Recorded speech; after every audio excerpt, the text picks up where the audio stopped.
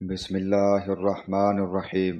अबू सुलेमान मालिक बिन हुवैरिस रज़ी अल्लाहु अन्हु ने बयान किया कि हम नबी करीम सल्लल्लाहु अलैहि वसल्लम की खिदमत में मदीना हाजिर हुए और हम सब नौजवान और हम उम्र थे। हम हज़रत सल्लल्लाहु अलैहि वसल्लम के साथ 20 दिनों तक रहे। फिर हज़रत सल्लल्लाहु अलैहि वसल्लम को ख्याल हुआ कि हमें अपने घर के लोग याद आ रहे होंगे और हज़रत सल्लल्लाहु अलैहि वसल्लम ने हमसे उनके मुतालिक पूछा जिन्हें हम अपने घरों पर छोड़ कर आए थे। हमने हज़रत सल्लल्लाहु अलैहि वसल्लम को सारा हाल सुना दिया। आप बड़े ही नरम खो और बड़े रहम करने वाले थे।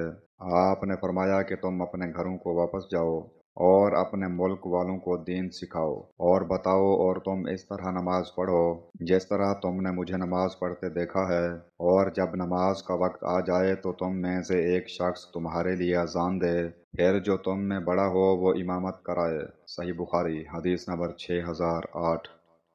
हज़रत अबू हुरैरा रज़ियल्लाहु अन्हु ने बयान किया कि रसूलुल्लाह सल्लल्लाहु अलैहि वसल्लम एक नमाज के लिए खड़े हुए और हम भी हज़रत सल्लल्लाहु अलैहि वसल्लम के साथ खड़े हुए।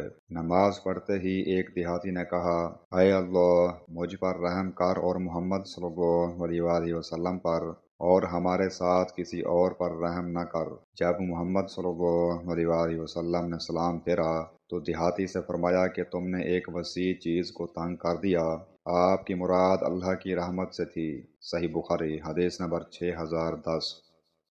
हज़रत अबू हुरैरा रज़ियल्लाहु अन्हु ने बयान किया कि रसूलुल्लाह सल्लल्लाहु अलैहि वसल्लम ने फरमाया, एक शख्स रास्ते में चल रहा था कि उसे शिद्दत की प्यास लगी। उसे एक कुआं मिला और उसने इसमें उतर कर पानी पिया। जब बाहर निकला तो वहाँ एक कुत्ता देखा जो हाँफ रहा था और प्यास की वजह से तरी को चाट रहा था। उस शख्स ने कहा कि ये कुत्ता भी इतना ही ज्यादा प्यासा मालूम हो रहा है जितना मैं था। चनाचे वो फिर कुएं में उतरा और अपने जूते में पानी भरा और मुंह से पकड़कर ऊपर लाया और कुत्ते को पानी पिलाया। अल्लाह ताला ने उसके इस अमल को पसंद फरमाया और उसकी मगफरत कर दी। सहाबा कराम ने अर्ज किया कि या रसूलल्लाह, क्या हमें जानवरों के साथ नेकी करने में भी सवाब मिलता है?